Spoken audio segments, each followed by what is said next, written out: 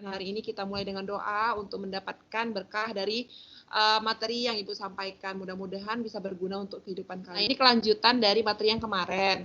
Kemarin itu kita pernah bahas yaitu apa? Coba siapa yang masih ingat? Apa yang kita bahas yang untuk PowerPoint yang udah Ibu jelaskan sebelumnya? Kan tadi dari WA Ibu suruh baca untuk materi hubungan sosial, asosiatif, dan disosiatif. Iya. Kalian udah baca belum? Nyatu di dalam suatu perkumpulan, misalnya contohnya ketika Jura berada di lingkungan keluarga. Individu itu adalah bagian terkecil dari kelompok masyarakat. Ya, satu orang itu disebut dengan individu. Nah, selanjutnya apa yang dimaksud dengan kelompok sosial? Jadi, yang namanya manusia, yang namanya individu, ya kan, di dalam masyarakat tidak akan bisa hidup tanpa bantuan orang lain.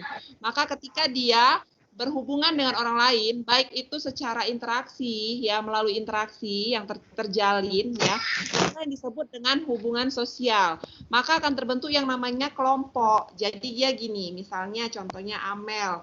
Amel ketika lahir dibantu oleh bidan, ya, ketika melahirkan. Diajari oleh orang tua bagaimana belajar itu bisa terjadi secara positif dan bisa terjadi secara negatif, ya kan? Tergantung bagaimana seorang individu atau kelompok itu berpengaruh dalam hubungan sosial tersebut. Nah, selanjutnya komunikasi.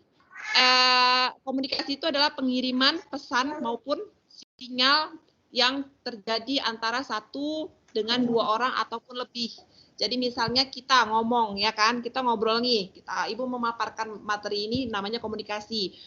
Via apa? Ada yang namanya media, ya kan? Namanya medianya melalui apa? Aplikasi, ya kan? Aplikasi sekarang, kalian perhatikan peta konsep.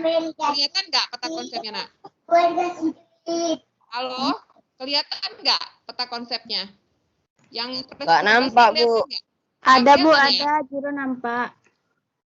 Nampak ya? Coba Ibu bacakan aja ya. Jadi gini. Ketika interaksi terjadi di dalam masyarakat, ya, ketika kamu mengenal kawan-kawan kamu di lingkungan sekolah, ya, itu bisa terjadi secara asosiatif maupun disosiatif. Jadi diingat, ya, asimilasi, ya, terus ada yang namanya akomodasi, terus ada yang namanya kooperasi, ya. Jadi asosiatif itu adalah bentuk interaksi sosial yang berbentuk positif, menciptakan yang namanya kerjasama. Ingat ya. Nah, yang kedua yaitu bentuk interaksi sosial disosiatif. Kebalikan dari asosiatif, disosiatif. Disosiatif itu adalah bentuk interaksi sosial yang menciptakan persaingan. Coba perhatikan, peta konsepnya itu, yang di atas itu asosiatif. Yang pertama dari asosiatif itu ada kerjasama, ada asimilasi, ada akulturasi, ada akomodasi. Nah, selanjutnya yang di bagian keduanya untuk disosiatif itu ada persaingan, ada kontrapensi, ada pertikaian, ada pertentangan. Nah, Ibu ulang, interaksi sosial itu terbagi dua, asosiatif. Asosiatif itu dia bisa menciptakan yang namanya kerjasama. Akulturasi, asimilasi, dan akomodasi. Sedangkan yang kedua, interaksi sosial yang bentuknya disosiatif, yaitu bisa menciptakan persaingan, kontrapensi, pertikaian, dan pertentangan. Nah, oke, kita lihat lagi yang selanjutnya ya. Masih kelihatan kan? Nah, kegiatan belajar kita hari ini yaitu yang pertama apersepsi. Apersepsi itu adalah mengulang atau membahas materi sebelumnya. Nah, selanjutnya bentuk-bentuk interaksi sosial, yaitu tadi ada asosiatif dan disosiatif. Nanti kalian akan Ibu kasih tugas individu dan kelompok, serta refleksi dari pembelajaran hari ini, yaitu adalah kesimpulannya. Nah, perhatikan, ini gambar apa? Coba, siapa yang bisa jelaskan? Coba Amel. Amel lihat gambar apa ini, Nak? Ayo, Mel. Orang demo. Demo, ya kan? Iya, demonstrasi. Menurut Amel, ya, berdasarkan bentuk yang tadi Ibu jelaskan, ada disosiatif dan asosiatif. Kegiatan demonstrasi ini masuk di mana? Interaksi sosial. Disosiatif, Bu. Nah, kenapa disosiatif? Karena dia bersifat negatif. Dia menciptakan konflik antara individu dan kelompok atau antara kelompok dan kelompok. Nah, betul sekali, pintar. Tantangan. Kenapa ada demonstrasi? Coba, biasanya demo itu karena adanya apa? Perbedaan apa? Perbedaan kepentingan, perbedaan kepentingan, terus perbedaan apa lagi? Coba Beto. Perbedaan kelas. Amel masih ada? Amel dengar suara Ibu? Amel tahu ini gambar apa? Nah, ini gambar apa coba? Gotong royong. Nah, coba kalau dari gotong royong yang Amel tahu, dia bentuk interaksinya apa? Disosiatif atau asosiatif?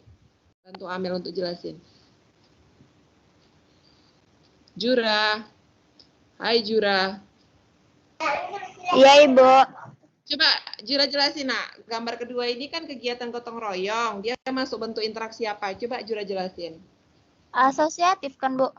Iya, coba jelaskan menurut analisis dari karena Jura dia itu. bersifat positif, bergotong royong, Ya. bukan kayak demo tadi yang distributif tadi. Dari kegiatan gotong royong itu biasanya bisa menciptakan yang namanya apa? Kerjasama. Iya, betul. Jadi di situ bisa menciptakan yang namanya integrasi.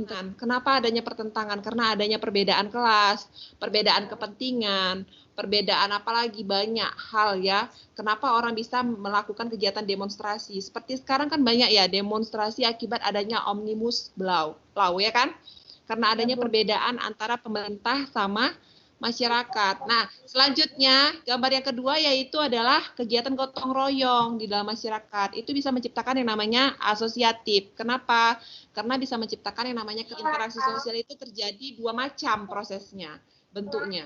Yang pertama asosiatif dan disosiatif. Sekarang udah tahu ya apa artinya asosiatif dan disosiatif ya? Udah tahu kan? Bu.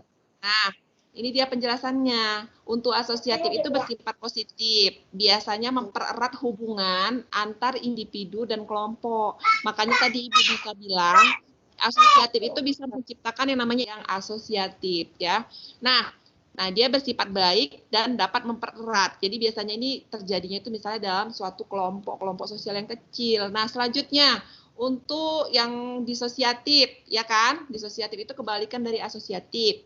Bersifat negatif, dapat merenggangkan hubungan atau perpecahan antar individu dan kelompok. Ya kan? Hubungan yang dilakukan oleh individu atau kelompok yang bersifat negatif dan mengarah pada perpecahan. Biasanya untuk interaksi sosial yang bentuknya disosiatif, Mel. Maling, Bu. Maling itu individu. Dia menyerang, dia maling itu biasanya maling apa coba? Misalnya, apalagi ada banyak ya. Misalnya ada konflik antar kelompok. Misalnya antara satu klub ekskul dengan ekskul lain, itu bisa juga. Konflik-konflik itu juga masuk dalam interaksi sosial yang disosiatif. Ya. Oke, jadi itu kesimpulannya untuk hari ini, materinya itu aja. Kita mengenal yang namanya hubungan sosial itu ada dua, asosiatif dan disosiatif. Untuk tugas nanti hari Selasa, untuk yang tadi tugasnya bisa dikumpulkan sampai jam 1 ya. Tadi udah ada Ibu kasih tugas kan? Belum ya? Kita tutup dengan doa, coba Bento. Tutup dengan doa Bento. Coba, ayo Bento. Bento. Iya, Bu. Bento denger Ibu. Coba berdoa dulu, Nak. A'udzubillahi minasyaitonirrajim. Bismillahirrahmanirrahim. Raditu billahi rabbah wa bil islami dina wa bil muhammadin nabiyya wa rasulah. Rabbi zidni ilma warzuqni fahma wa amalan solihah. Ya Allah, berkahilah ilmu yang kami pelajari dari awal hingga akhir. Amin ya rabbal alamin. Amin ya rabbal alamin. Mudah-mudahan pengetahuannya bertambah ya untuk hari ini ya. Makasih banyak. Sampai jumpa lagi ya. Wassalamualaikum warahmatullahi wabarakatuh. Perhatikan link tugasnya untuk di apa ya, Microsoft Teams ya untuk tugas ini.